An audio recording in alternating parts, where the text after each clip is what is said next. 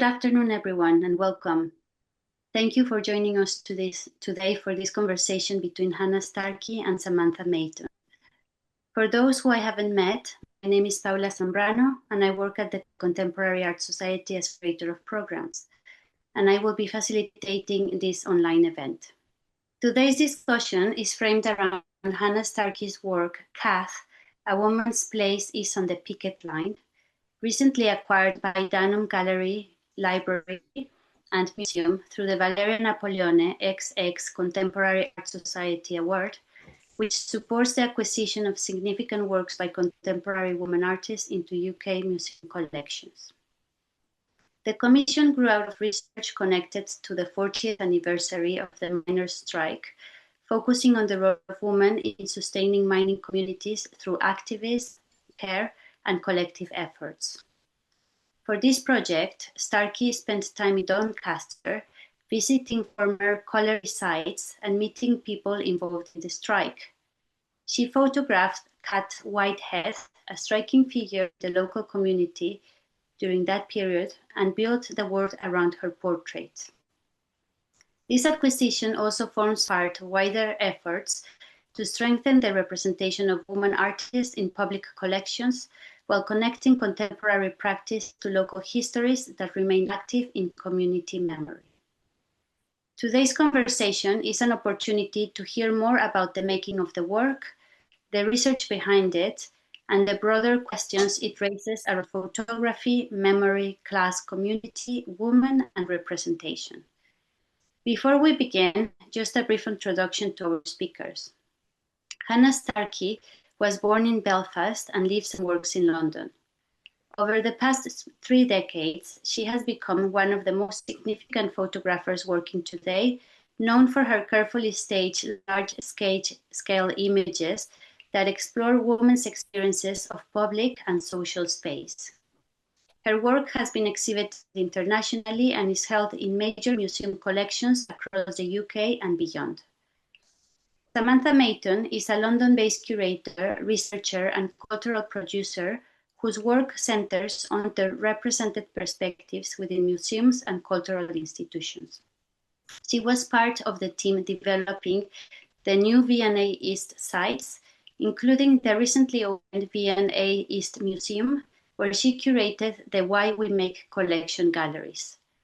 More recently, she curated Life's Less Ordinary Working Class Britain Reseen at 2 Temple Place, an exhibition exploring representations of working class life in British art and culture. I must also mention that the event is being recorded so that it becomes accessible to those who cannot make it today. The conversation will run for 50 minutes, followed by approximately 5 minutes for audience questions. Please post any questions at the end of the talk and in the Zoom chat, and we can address them on a first-come, first-served basis as time allows. So please join me in welcoming Hannah Starkey and Samatha Manton. Hello. Hi. Thanks, Paula, and hello, everyone, and hi, Hannah. Hi. It is really brilliant to be here to mark this new commission. Congratulations. And I'm really excited to be talking to you this afternoon as someone that has spent a lot of time recently thinking about and researching the ways in which working class stories and lives are represented in visual culture, how they're framed, how they're often flattened, often stereotyped. I think your work, Hannah, has really felt so important to me for many, many years. And I think it's that ability to kind of hold space for complexity and nuance when it comes to those marginalised along lines of gender, of course, but also along lines of class. And I think we do have that kind of shared concern between our practices around how such lives are made visible and by who, and who controls that visibility going forwards. I was recently able to feature your work in Life's Less Ordinary at 2 Temple Place, which was fantastic. I think from the very beginning of that curatorial process, I was keen that your work was involved in that. And I think because it honours the lives of the interior lives, the complex interior lives of women from a wide range of backgrounds. And I think this project that you've embarked on here, it feels like it really gets to the heart of the fact that so many positive and uplifting, empowering narratives around working class lives and histories do get visually marginalised. They're kind of present within archives, but they're rarely brought to the fore. And it feels like this was a really great opportunity to counter that kind of erasure through contemporary practice. And I'm just thrilled that you were the one to be selected for this commission. So yeah, really excited to talk about how this piece came to be. And I thought we could just start from the beginning, just think about, how you just understand how you approach the work with DGLAM and with Contemporary Art Society, what your starting points were, and then what the journey was from that moment to kind of, a point where you started to know how, what shape the commission would take, essentially. We've got a brilliant image of it here as well for everyone to. Hello, everyone. This is such a lovely opportunity to talk about this commission. This commission is definitely very dear to my heart because it sort of reminds me of how I grew up in Belfast, and I grew up with very strong, capable, working class women around me, particularly my mother, who really believes in doing the right thing, especially from Northern Ireland. So justice and fairness, and the sense of community and looking after each other. So I've always wanted to celebrate these women. This activism really was 70s, 80s, and the miners' wives were the women against pit closures were a very specific time, 1984 to 1985. But it's really interesting, the similarities between the women that I know in Belfast and these women who were active in keeping the strike going. So I don't know, I think I might spend the rest of my career just looking at that generation of women and everything they achieved and basically just saying thank you. It really is about saying thank you. So to get this commission, which I think the choice must have been influenced by a commission I did in Belfast a few years ago to commemorate the 25-year anniversary of the Good Friday Belfast Agreement.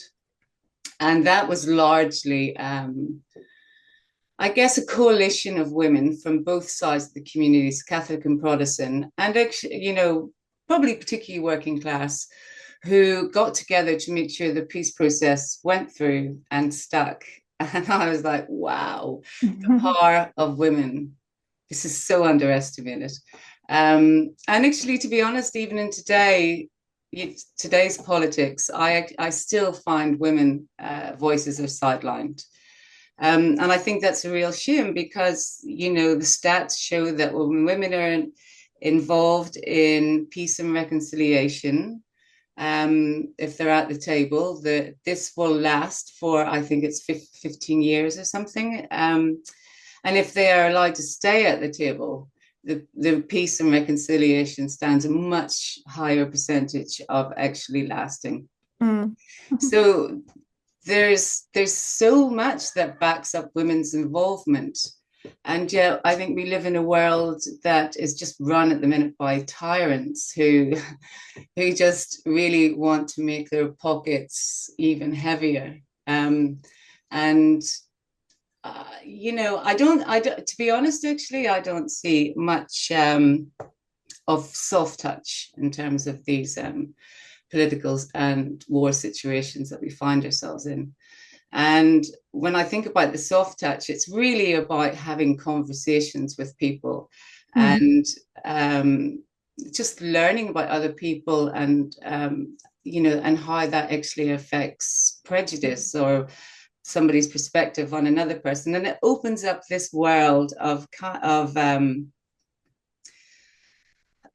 of fairness and justice for everyone. And so when I was given the commission for the Women Against Pit Closures and was sent up to Doncaster to meet the amazing curator, Neil McGregor, and his amazing, I think she's kind of more based in community arts, Eleanor, who I think she might be here. And it was Eleanor who actually wrote the application to CAS. So we have Eleanor to thank for that.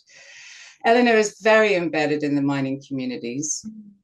And she helped us kind of find the characters that were there and would be happy to be part of this commission, to be part of this artwork. I mean, I find that when I make these sort of artworks, it's really one woman represents the commonality of that struggle. Obviously, women can't represent all women, but they generally represent women's activism within that struggle. So I was introduced to Kath, who is from Deneby, which is a mine just outside Doncaster, or maybe on the sort of peripheries of Doncaster. And she was very active during the strike. And now in her 90s, you said. And when I met her, I just loved her. Because, you know, actually what's really interesting about these women as well is they also have a lovely warmth. You know, they have the strength of their convictions. They can be fierce, but their warmth is actually what could probably save the planet. Anyway, so we met Kath, and she was telling us her stories. And this was the beginning of the commission. So I was really just finding my feet and learning from, you know, the people that were there, what actually happened and how they felt about it. And we went to meet maybe 3 women from that period. And I just asked if I could, you know, while I'm there, if I could just take a quick photograph. I guess as to not to disturb them. You know, Kath in particular is 95, possibly even moving towards 97, I'm not sure. But I just wanted to make it as easy as possible. So I just took her photograph there and then when she was telling us the stories. And she was sitting in her living room. And it just had a really lovely quality of light in that living room when she was telling her stories. And sometimes photography can really catch that quality. So I asked her if I could take her portrait. It was over, I wouldn't even say it was portrait, but it was over in about 5 minutes because I didn't want to kind of be too intrusive. And then when I got back from London or from Doncaster and I looked at the picture, I just thought, wow. You know, the one thing that we do not see in our visual culture is images of age and actually how beautiful age can be. Because all those lines and wrinkles and textures and forms are part of a life lived. And we somehow want to erase that for women in our visual culture. Yeah. So when I saw this portrait, it just came really quickly. This was Kath in her living room, in front of her wallpaper. And I could build a montage of the women who were active in that time through using archive images, particularly from press and documentary photographers, and to sort of try and keep Kath in her space in the present now, but also the memories she has of that time. How could I bring that into her portrait? So I got an energy of how Kath felt about the year, and I tried to think how you might take that energy and put it into a still 2-dimensional image. Photography is my big thing. I'm a photographer and I love photography. I think that must come from being in the art world, and photography is still a little bit of a poor cousin. I think maybe it comes from when I started photography, that it was a very male-dominant industry, so I had something to prove. And I think coming from Belfast, I have to have something not to prove, but there's an underdog, and I am always a big fan of the underdog. But I guess what it does is give you sort of fire in your belly, sort of thing. So for me, photography and then photographing women, representing women in a different way, is a kind of lifelong commitment. Yeah. And I think actually it's also kind of paying homage to the women that were involved, but also the medium that was there to witness them. And obviously the great photographers that were there to record them. There to be seen, yeah. There to be seen, and so often I think people feel uncomfortable about being photographed, particularly now in public. But there's something about protests where everyone is there to be seen and to be counted. So I decided that because of the area, Doncaster, I would go to more of a local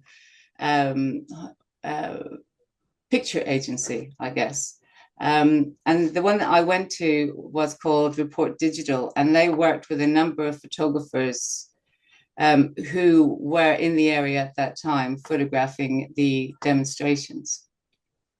And in the exhibition, I've kind of credited and listed the photographers because that is the memories we have left of this movement, which was effectively the largest, what do you call it? The largest mobilization of working class women in the history of the country. And photography was there to bear witness. Now, there are certain things that happened in Northern Ireland, kind of, I guess, maybe more in the 70s. And I guess, what am I trying to say? It wasn't as well covered, and it wasn't covered by female documentary or press photographers who I think might have made a different image. But anyway, back to looking at the archive, Report Digital. I went into areas that were kind of specific because the commission really wanted you to make work about the strike, women's action in the strike itself nationally, but also to make it local, to make it mean something to people. So all of those archive images, the pictures of the women, are either taken locally or they're taken at a big national demonstration that took place in London. So I do wonder when people go to the exhibition if they will recognize themselves or their aunt or their mother or their grandmother, or, it has that local immediacy. Yeah. And sorry. No, that combination of kind of that intimate portrait of Kath with those archival images, I think it really collapses both sort of individual memory and memories with a kind of collective memory.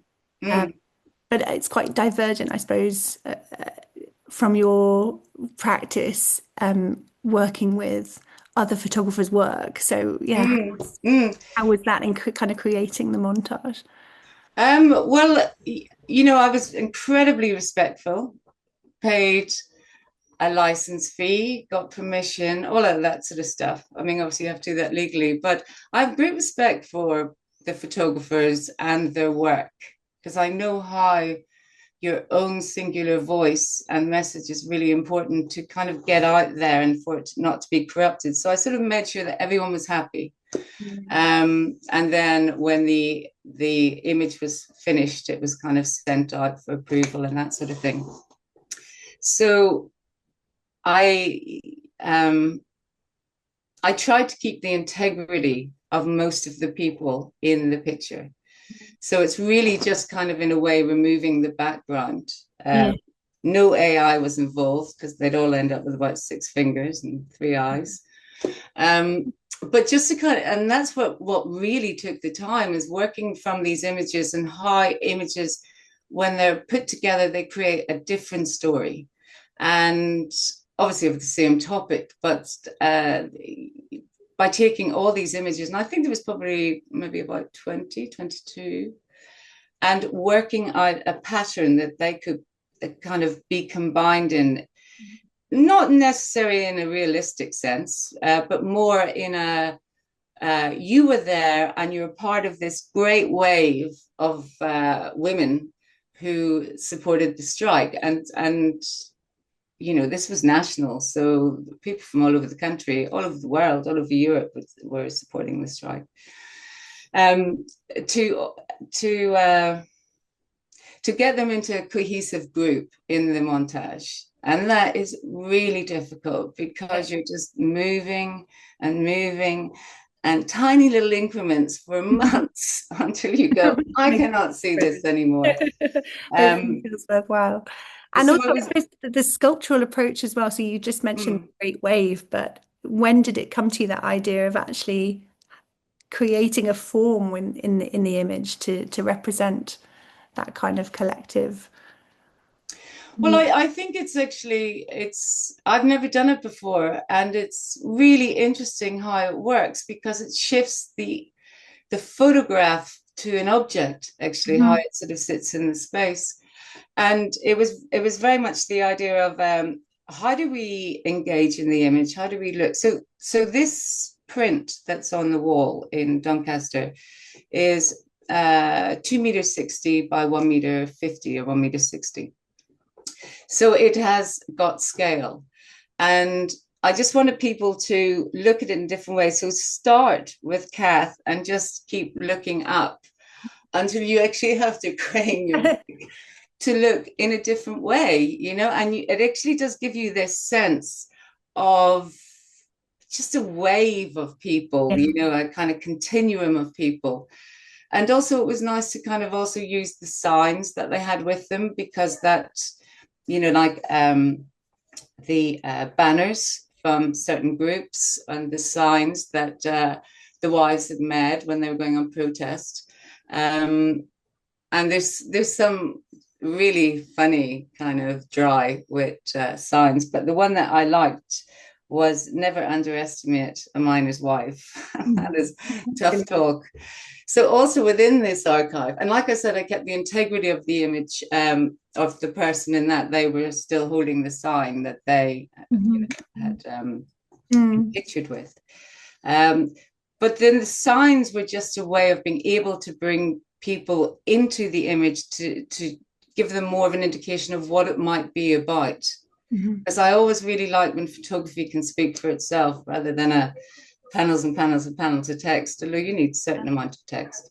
But it was just sort of also actually, as the viewer engages in the images and you see different characters, you know, our ability for storytelling and finding narrative and finding connections also brings you more into the work and more committed in it. Definitely, it feels very I think it really captures that kind of immediacy that which Kath kind of really carries those times with her, and I think the wave is part of that, and then the combination of the portrait and the archival imagery. It doesn't feel nostalgic or kind of like harking back, but it feels, I mean, yes, it's recognition of an overlooked historical moment or an overlooked kind of lens on a historical moment, but it doesn't only ask us to look back. It kind of provokes thought about what is carried into the future, do we carry into the future, and it feels kind of defiantly future facing in that sense, I would say. I think that kind of ability to hold kind of contemporary resonance, as you've just said, is kind of really key to its success. And it does have an energy because of the women, obviously themselves, but it's for me, it has a kind of vibrancy as they're all animated. You know, there is this sense of that the collaboration and the collective of women was something to celebrate, and it was a force in itself. And actually it really was a force, because sometimes when you read the interviews and various archive material that the women themselves had given at the time, you know, it is feminism in the 80s, and I don't know if many people wanted to, but it was like an awakening. I saw it in the north of Ireland, and I saw it in some of these interviews where, how can I say this? Women were suddenly given their power. Well, and yeah, Kath said to you that it was the year of her life she felt most powerful, right? Felt most alive. And I think that's one of the things that definitely came out of it. And that is also why it's called, Kath, a woman's place is on the picket line, because it really was for me that turning point where a woman's place was not in the kitchen anymore. And, you know, even if you were to go there, and that was kind of very casual sexism for those women in the 80s. It was very normalized. Yeah.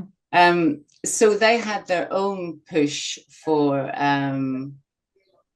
power and to be heard and to just get a taste of what life could also be like. So I think a lot of them went on to be part of the trade unions, be part of various activism. Yeah. And also, actually, one thing I think is really interesting about the power of that time and women's involvement is how inclusive they were. You know, at the top of the montage, I've used the banner from Lesbian and Gay Support the Miners. And in the 80s, that was a beautiful moment when two groups who were being oppressed joined forces and protected each other and supported each other. Solidarity, absolutely. And women do that. Honestly, I saw that in the 70s, the 80s in Northern Ireland, particularly my mother. You know, she will not accept a hierarchy or being cruel or anything like that. You know, it's an openness. How can I learn from you? And I think that really was a turning point in British history as well, when women kind of, I guess, had their own thoughts and actions. One thing I really love about the work is that you're able to sort of hold, I mean, we talk about political force, but you're able to hold in this image a tenderness and political force in the same, you know, simultaneously. And it doesn't kind of monumentalize these women as kind of these static symbols or stereotypes, which we find so often. They are kind of active, complex, fully kind of present in the present. And yeah, I suppose a lot of my own work has been about resisting those one-dimensional depictions of working class lives and histories, and sort of trying to think about ways to move beyond those narratives of deprivation and lack and homogeny. And I think that sense of plurality, diversity and contradiction is coming through. It's saying, you know, yes, we need to acknowledge struggle, but without reproducing these kind of tired narratives of passivity and victimhood. And I think, yeah, well, I guess it's kind of photography, really, and I guess it's who's behind the lens. And one of the great things that's happened to photography is the people that know what they're talking about are behind the lens, rather than, I guess, kind of just ideas projected onto them. But, you know, I've always thought photography as I don't know where this is coming from, the pressure of heat and Zoom interview. But the interesting thing about photography is it belongs to all of us. It's an egalitarian medium. We all use it. We all have an emotional connection to it. And it affects us. I mean, just looking at social media and Instagram, we can see how our brains kind of process images, particularly young images, that sort of thing. So it is recognizing that it's a very powerful medium, and it's also a very democratic medium. So I guess maybe that's kind of, I wouldn't say that was necessarily photography, but photography is a very rich history of maybe countering the idea that people have of what things look like. I mean, I think it is interesting when you talk about the working class now, because I think there's been so much eroded for the working class, and those, you know, cost of living, lack of jobs, that, I don't know, identity has shifted somehow, and I think that's really sad. Um, Whereas, you know, certainly for the mines, there was a pride in being the working force. You know, particularly for the miners, they were kind of serving the war, keeping us all warm, all those sort of things. So I guess when the mines closed, that identity and pride of contributing to an economy and to family was, you know, it just left a massive void, actually. And I think the women who were active for that 1 year during the strike, they continue to stay active, and they continue to try and work with this void. And some of them became councillors where they had, you know, direct influence. But, and I've forgotten your question. We were just talking about that kind of, I suppose, your work has always gone beyond photography as documentation, bearing witness. It's kind of critical about how the medium shapes public consciousness and shapes how things are seen and shapes how things are remembered, and who's kind of in control of that process. And linking back to your work with Ulster Museum as well, kind of exploring the stories of overlooked women who, you know, they themselves became political actors, and photography's kind of role at this point in marking those moments, marking that turning point, and honouring those lives in multiple ways. Yeah, I guess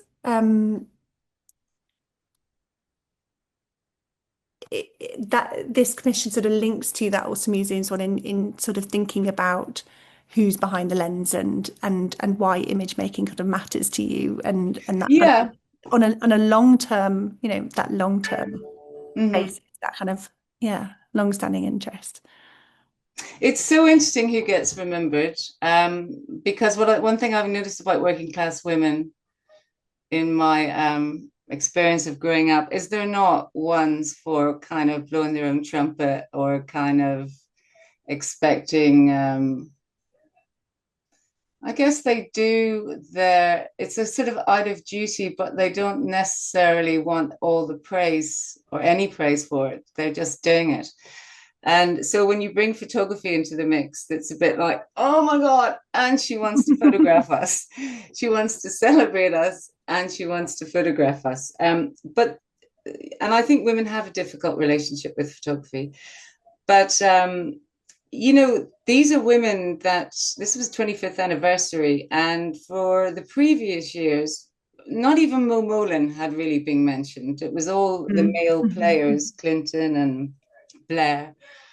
And I just got to the point of total exasperation, going, I'm going to have to do this myself. I'm going to have to say thank you to these women myself. Because if you don't remind people, future generations, like today's generation of women and men, girls and boys, of this strength and this activism and this ability to change things, then you're not leaving much of a legacy for them. And I think a lot of these women did this for their family and families in general and children. So it's important to say, look at these women, look at what they achieved. Two younger women who, I guess, maybe just need reminded that in the 20th century, women were very active. But it was a struggle in a way. And actually, in all these communities, there are still elements of struggle. And you can see there's still that kind of activism and that strength from younger generation. Like, I met some of their daughters, and you know, if you're your mother's daughter, then you're if it comes to these women, particularly Kath, then your life will not have any peace, because you will not be able to see injustice go by. I So think it's also sending that message to yeah. future generations, as well as kind of saying, thank you. Yeah, absolutely. I think works like this sort of, they do invite us to reconsider and be critical about whose stories are deemed or have been deemed worthy of kind of cultural memory. These women weren't absent. They just weren't necessarily sort of legible within dominant historical narratives. And so it just makes work like this so vital. And particularly sort of the notion of, to enter a public collection, in my view, we have a kind of crisis of working class representation within our public collections as supposed sort of vehicles of social inclusion. It feels like there's a long way to go in terms of representing working classness in particular with kind of care and complexity. It's being challenged on a grassroots level, and lives extraordinary is sort of part of that work, but rarely is it being tackled within collections policies in museums, for example. So it's really vital that we're not kind of presenting these communities through that lens of kind of only struggle and social tragedy and pity, but we're foregrounding solidarity and transformation, collective, that energy was the word I think you used earlier, and agency, and female agency in particular. I think I guess knowing the work was immediately going to be acquired, did that give you a kind of different sense of accountability? Well, it did, in that I made it really easy to store. Because literally you can roll that massive print off the wall, and then it can go anywhere, it can be hung anywhere. And I wanted to keep it light. I wanted to keep the materials light, and I guess kind of true to the medium of photography, in that it is just a massive print on paper. And it's really interesting with sort of, I guess, what we expect now from being engaged or being entertained, or kind of our concentration span, that to be able to make someone stay still in front of a still image and meditate on the different faces, the different signs, and Kath herself, I just wanted it clean and simple. This is it. Okay, it doesn't do anything else. There's a sort of everydayness about that material. It links back to maybe the materiality in the archives that feels really, really a valuable sort of choice. I guess, like, sticking with kind of audiences and knowing that this work now sits within, with those archives and within a community that's kind of still deeply connected to the history. How do you hope that visitors to DGLAM, and particularly female visitors, how do you hope they will feel on viewing this work? And, did you think very much about the kind of emotions that you wanted to elicit from? I wanted it to be accessible and joyful and powerful.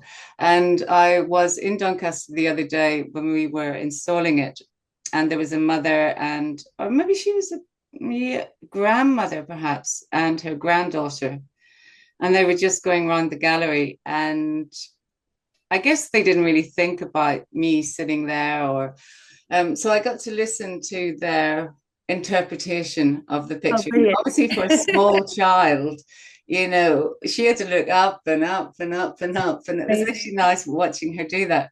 But also, her grandmother explained what it was about and what her grandfather had done, her grandfather being in the mines.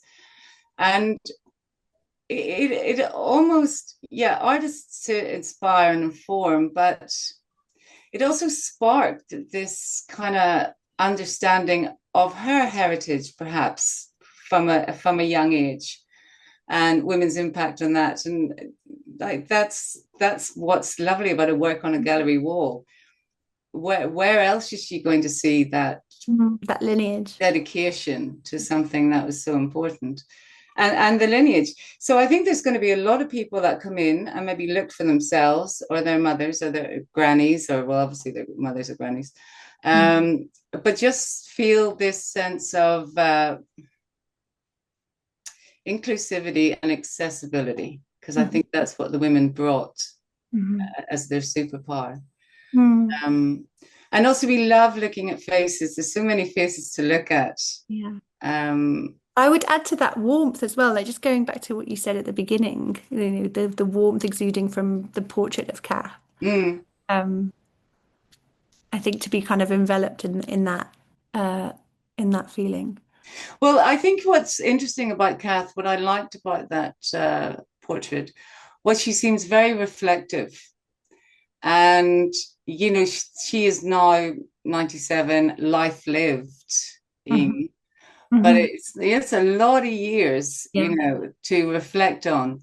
And to be asked to reflect on that one particular year where you become so animated and you remember in such detail, actually, it was quite extraordinary. And she still feels the fire and the feistiness towards the coppers, and because, you know, they did not behave. You know, it was a kind of state takedown, really.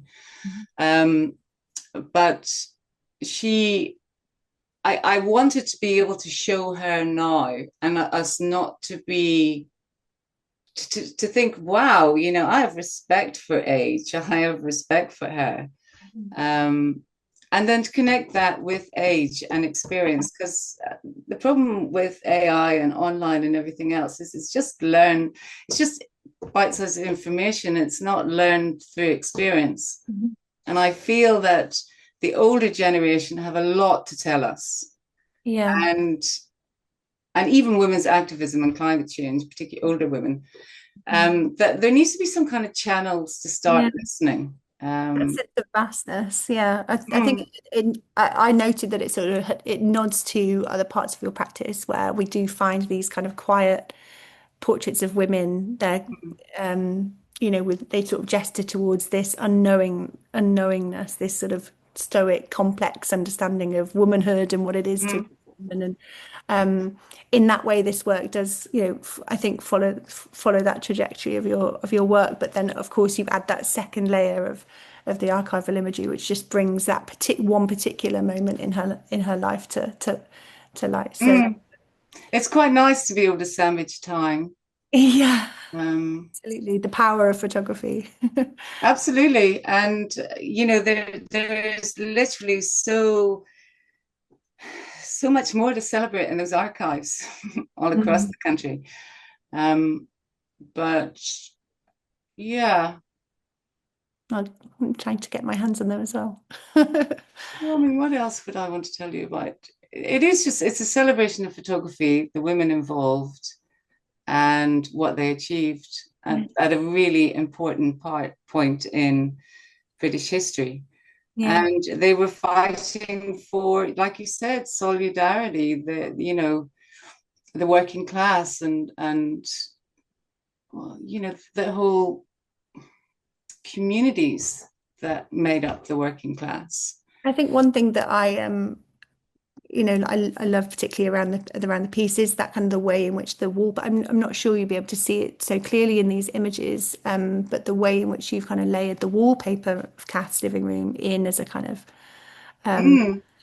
domestic texture almost. And I think that's exactly what it does. It's interesting because obviously, you know, for the height of the picture, that is just built. So I took some photographs of Kath's wallpaper. Because what I liked about it is its repetition, and it's even though it's 260 by 160 meters, so you get the experience from a distance of I guess what the image is about. But as you go closer and closer and closer, particularly when you're looking at the size of Kath's ears, which are monumental, or, you know, her texture on her skin, you start looking at detail and you start picking out the repetitive print of the wallpaper. So, and I've always liked that with photography, that you can have different viewing distances and you will learn something different. I think actually what I try to do is work out how to use photography that keeps people there. Yeah, it certainly does that. I think, yeah, it feels significant because I suppose the strike was, of course, it was, about the picket line, but it wasn't only about the picket line. Mm. It wasn't only about violence and police confrontation and, all of the stuff that gets sensationalized in the media and gets that kind of moment.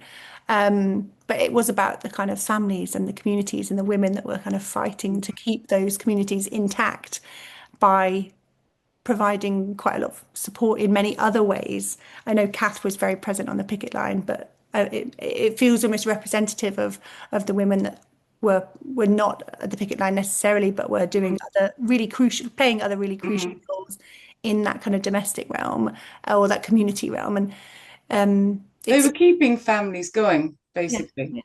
yeah, They were keeping them to some extent fed. If somebody was pregnant with a new baby, they would find stuff for the new baby because, they were being starved effectively.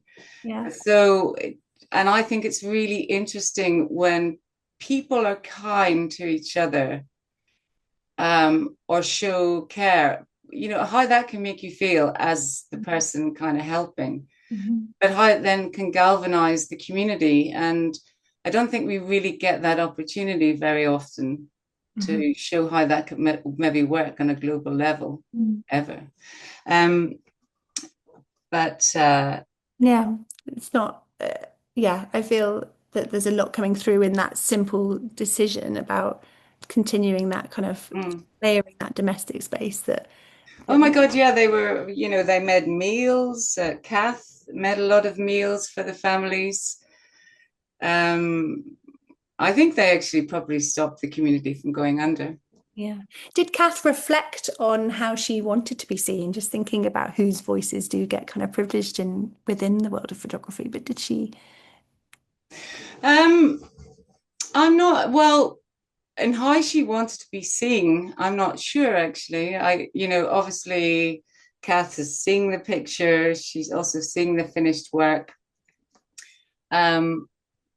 But I think actually what was more exciting for Kath was to be brought back to that time, and to recount the stories of that time.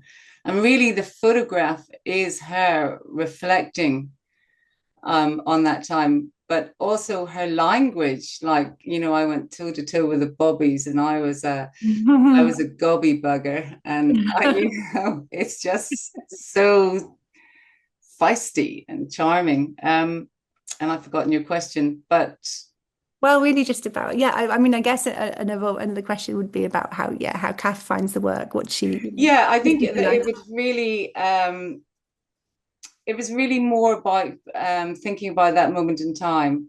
I mean, what's really nice about this is we were in touch with Kath's family, and then it kind of goes through generations in a way, and Kath becomes a legend. Although I'm sure she's a legend without this commission anyway. Yeah. But it really was to celebrate women, Kath, and women like her. And to show it in a museum where it should be. Definitely. So I don't know how Kath feels about the actual picture, because I think and I've noticed this with older women, they're kind of quite dismissive, or maybe don't care to that extent, because they're looking at themselves and they're not interested in being critical, as most women are taught to be critical when they're looking at pictures of themselves. So maybe then lose that side of yourself. yeah, I didn't, and also the Belfast women didn't have that side either, and it's quite nice because photography is so intrusive and particularly potentially exploitative, that I mean, Kath was just relaxed. Yeah. I could have had a whole film crew there, and Kath would be Kath. Yeah. Maybe there's maybe there's a part two. I think that brings us to, the end of our sort of conversation, because it might be quite nice now to open up to audiences. Does anyone have a question? I don't see any in the chat. Oh, there's a few things. So Sarah has said, I'm interested in how, as a working class artist, you signal your background. It's really important to the work and the commission, but can be an invisible difference. So how can curators access this information about you, and how do you approach communicating this? Oh, wow. So it feels like a question that's kind of beyond this particular commission and sort of inclusive of your practice more broadly. Yeah, I guess I've always been interested in working class women. I guess maybe because that was my upbringing. So it's just familiar to me, and it seems really important to highlight and celebrate. How do I communicate that? Not really. I think maybe the work and my subject matter communicate it, but I don't go around saying I'm a working class artist, don't you know?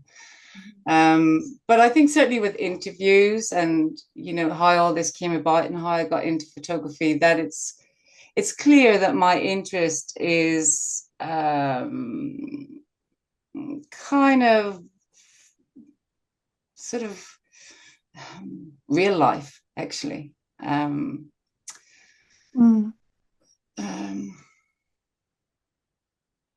Yeah, I don't know, actually.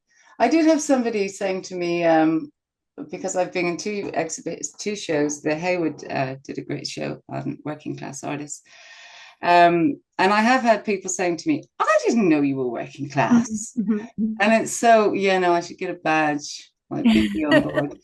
But, I think actually identity it's always shifting through life, but when you're growing up and what you're exposed to kind of maybe somehow shapes your personality, your empathy, your sense of compassion, that sort of thing that maybe stays with you as you grow. Yeah, I think it continually shapes your values, doesn't it? And so yeah, because it was really important. Particularly, I remember my mum and just do the right thing. Simple as that. Look out for people. Because somehow she knew there was a benefit to both her and the people that she was, I guess, helping, because she would listen to women's problems and stories in Northern Ireland before, because of the situation, they couldn't go to police. So there was a different community that was kind of women that were looking out for each other and just listening, being a sounding board on what was going on. Because the problem with something like conflict is how can I say this? It's about male power and the patriarch. And I think it's interesting. I'm sorry, I'm jumping around here, and it might be the heat, and I haven't stopped talking.